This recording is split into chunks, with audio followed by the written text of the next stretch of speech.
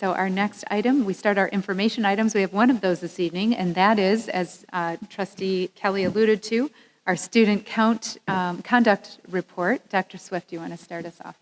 Thank you, trustees and members of the community. I'm going to ask Executive Director of Middle Schools in K-8, Ms. Parks, if she will come up to the stage and join me. We're going to partner tonight on this report.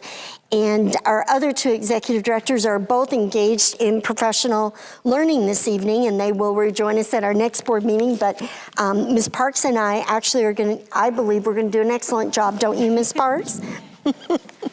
So trustees, every year we bring forward our annual report of student conduct. This is important to us. We were just chatting today about the fact that it is not always important in districts to set out this kind of data transparently, and yet it is a practice in the Ann Arbor Public Schools that we present this report every spring. I will note, trustees, that this is the report for 2016-17, the full year. As you all know, over time, about 7 years actually, we've been focused on explicit work to reduce our out-of-school suspensions. As you all know, there's a wide body of research that points to the detrimental effect of even one suspension on a student's trajectory and on their engagement in school. So we've been focused on this work, and as you heard from us last spring, we are doing more and more each year to try to get to students at an earlier part of their process. In fact, trustees, ideally, we want to get supports to a student before they're ever suspended even one time. We want them to have the supports they need. When we think about supports, we think about 3 areas: the people who do this work, and you'll hear from Ms. Parks, that's everyone, and the programs and the practices. So really, our work falls into those 3 categories. We, as you know, have been working to add behavior support specialists. We've added counselors at our high school, 9th grade deans to monitor the progress academically and socially of our students. We've been using restorative practices, peer mentoring. I'm very excited about the progress with our peer mentoring programs. What we found, trustees, is that teens listen to each other a whole lot better than they listen to older folks. And so we are seeing a lot of promising practice there. Again, Ms. Parks will go into this more in depth in just a few moments. We've moved over the 7 years from systems work, looking at what kinds of things we need to put into the system, to specific intervention work, like our behavior interventionists and our social work interventions, peer mentoring, etc. And now we really are down to that very final level, which is that individualized work with students, because the students that aren't getting caught by our systems mechanisms, and they're not getting the sufficient support from our intervention programs, we now need to capture them on an individual basis. And trustees, you know, our access and opportunity team that you've heard from before, as well as our behavior interventionists, they are focused on this work full time. Our counselors and our teachers and all other members of the school team are on this work as well. Last spring, we shared with you the story of the starfish, that we feel like we've moved from systems work all the way down to saying, what can we do for this particular child if our programs are not quite meeting the needs? So Ms. Parks and I have divided the labor tonight. I'm going to tour us through our data. Our transparent data is right here in this report, and then she's going to speak more to the kinds of efforts that we're involved in. The K-12, PK-12 executive directors work directly with the principals and the school teams, And a fair amount of that work is around student discipline, student conduct, intervention with students. In fact, it happens almost every day that I hear reports from them on this work. Let's start with high school. That's an area that we've worked on a lot. Here is the all data for high school, having reduced it over this time we've been focused by about half. This is not the important data though, trustees. We post this, people expect us to. The important data is what we find inside of this data, which is how are groups of students doing, particularly how are our students who belong to traditionally underserved groups doing.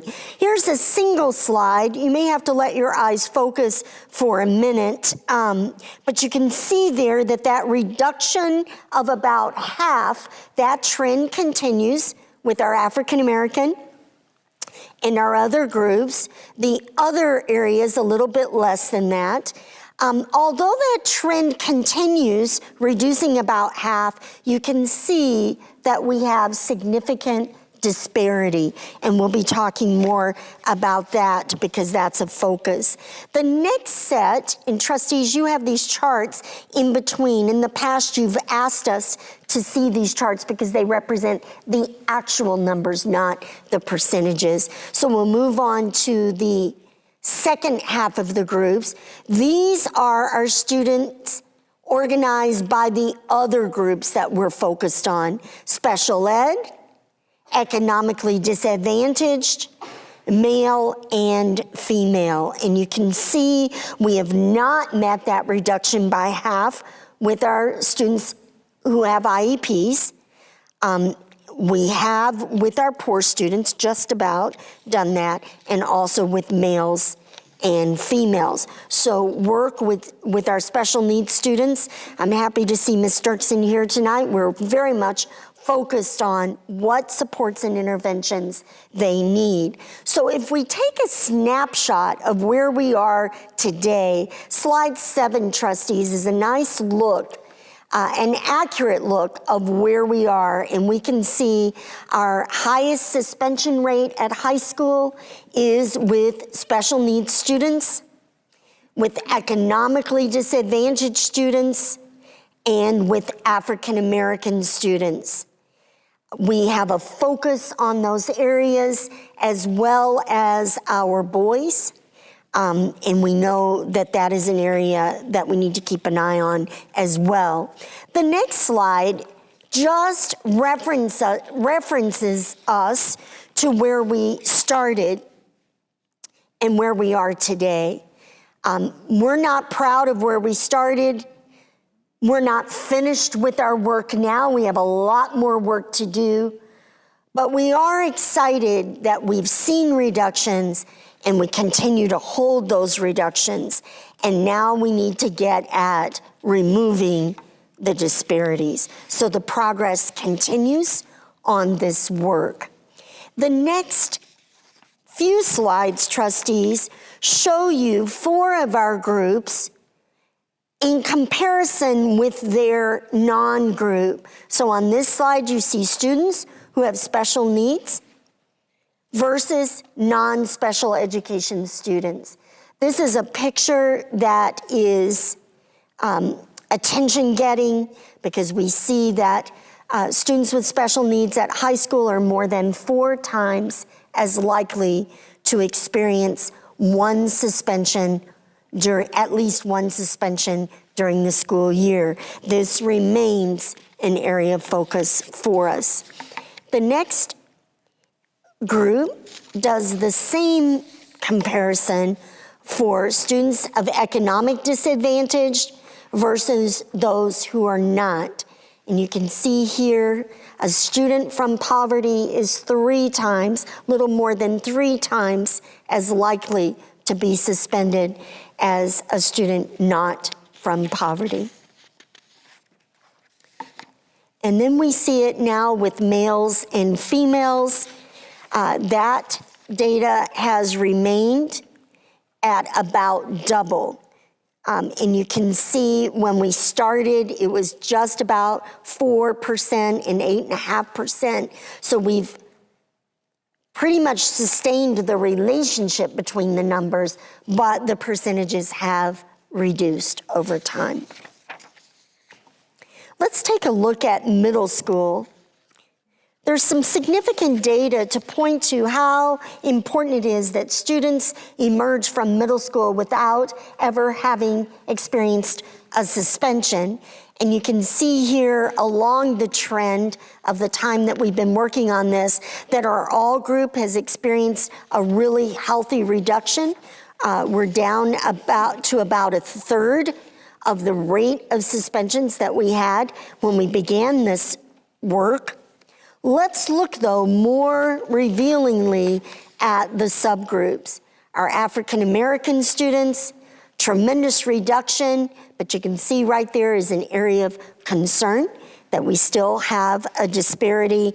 And then on the next slide, you will see special education, our special education students, and our economically disadvantaged students. These are the three areas that we remain with a laser focus because our disparities do continue. Here is a snapshot of where we are at middle school. You can clearly see there the three areas: African American students, special education students, and students of economic disadvantage.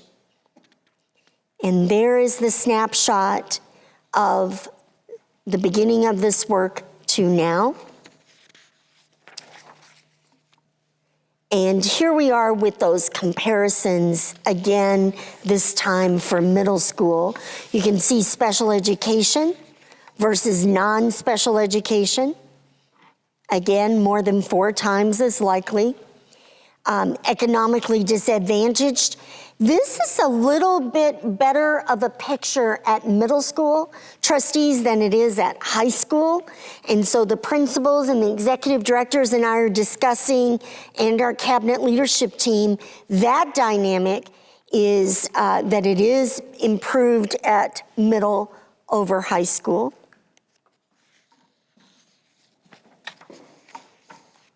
And there we are with girls and boys. The number is lower than at high school, the percentage is, but still about the same relationship, about 2 to 1 from boys to girls. When we get to elementary, trustees, our numbers are so small that we'll just take a look at this. But I just want to remind you that these numbers are small. We've used a less than 10, tried to use that on the charts because we don't want to reveal any protected student information. But you can see here down to a 0.4%. We do have Ann Arbor Open and A2 STEAM included in the elementary data, and we'll be discussing whether that should come out separately. It's been that way for years, and yet it may be time to make the K-8 group their own group. There we are with our students with IEPs. You can see a tremendous reduction. And then economically disadvantaged.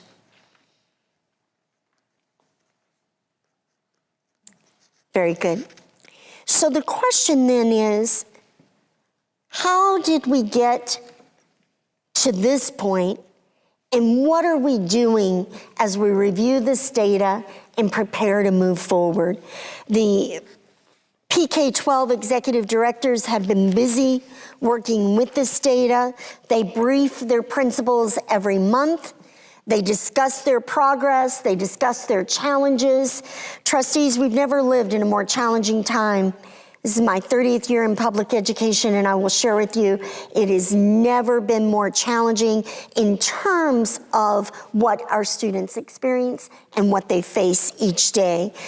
We are experiencing a much greater level of need, particularly around social emotional health, as well as the influence of social media, and school is the microcosm of the macrocosm, and we do feel that at this time. I thought it would be good, though, if you got some insight into the kind of work that Ms. Parks and her team are doing with the principals and with our school teams. And then, of course, we'll open up to questions so that we have a nice discussion of this work and of our outcomes. Ms. Parks. Thank you, Dr. Swift, and good evening, trustees. Thank you for the opportunity to speak with you a little bit about our student behavior supports that we put in place for our students.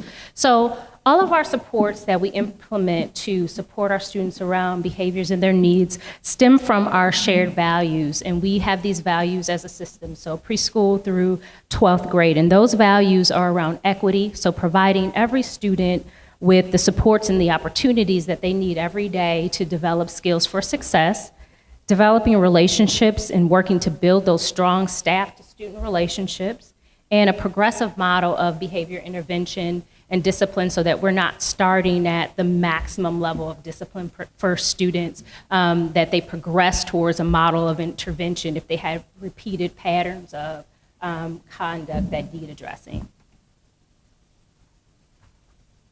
So to speak about relationships on the next slide, a little bit more specifically, we have an all-hands-on-deck approach to relationship building. And so this includes anyone who comes into contact with our students on a daily basis. So we're not talking about just teachers and principals and counselors, we're talking about an all-hands-on-deck approach, and that can be our amazing paraprofessionals and community assistants. It could be our noon hour supervisors, our intervention specialists, so whomever can build a connection with a student and be a trusted adult for a child is a part of the relationship building and support that we put in place for our students, and it's our expectation as well. Every school team also has an achievement team and a care team process that we are implementing systemically in order to support our students in a proactive way. And so those achievement teams and care teams are comprised of our ancillary staff through SISS who can give us some insights into some of those supports and interventions that work right down at the classroom level with students. And they also involve our teachers, our principals, as well, because they round out the overall picture of the school teams that we have in place to support students. We are really focused on reducing suspensions for insubordination by focusing on supporting strong teacher-to-student relationships. When that relationship is there, we tend to see more compliance with staff, directions, directives, and you don't have those incidents of insubordination as much when there's evidence of strong teacher and student relationships. So we support positive social and emotional development in myriad ways and with myriad resources. Students in crisis or those with special needs are supported through restorative practices. Many of our school teams have gone to a model of restorative practices that they've gotten formal training on through multiple community agencies and universities, and we are partnering with both Oakland University and Eastern Michigan University around some restorative practice training for our school teams. Our counselors, psychologists, and social workers are incredible supports for our students as well in the development of pro-social, positive social and emotional skills. We have our building intervention specialists who just do incredible work with our students around helping them to develop pro-social skills and working to support their social and emotional development needs. And then we also engage with community resources, and we have a few listed there: Ozone House, Neutral Zone, Community Mental Health, Community Action Network that we partner with to help provide a full wraparound of support services to students, because we know that our time with them during the school day is but one component of helping to support their needs. We need to partner with these agencies as well as families so that there are wraparound supports for students outside of the school day as well. And most recently, we have also been engaging with community resources around how to provide development and training for our staff around trauma-informed care as well, because we've seen that to be a very unique need that our students are experiencing in large volume as well. So what are our realities and our next steps? We recognize the challenges that students and families face in today's times, like Dr. Swift said, is greater than it's ever been before. We need to continue to monitor with our building administrators the monthly discipline data, and do some problem solving, brainstorming about student discipline and student conduct, which is what we do as executive directors every month with them, and we will continue that work as well. We need to continue to engage in equity work and address individual, team, and systems level biases, cultural competence, and trauma-informed care. And to that end, we need to provide the professional learning for district leaders, building leaders, and staff in order to be able to engage in that work in the previous bullet point there. We know that we also need to strengthen the proactive social and emotional supports and programming that we have with our students. And so what are some of those pathways to get to those realities that we work with every day? We need to support each and every student based on their individual need. Students are coming to us from lots of different circumstances, and we can't use a one-size-fits-all approach to that. We also need to ensure that our training for staff is around those critical areas of equity, bias, cultural competence, again, in trauma-informed care. And we also know that our Ann Arbor public school system is a micro within a macro of our city of Ann Arbor. So we need to make sure that we are continuing to develop and strengthen those community partnerships with community agencies and groups that will help us to, again, provide those full wraparound services for students so that when we're done with them during the school day and supporting their needs and that we can do during the school day, that we have agencies who are available to support them during the after hours as well, and families.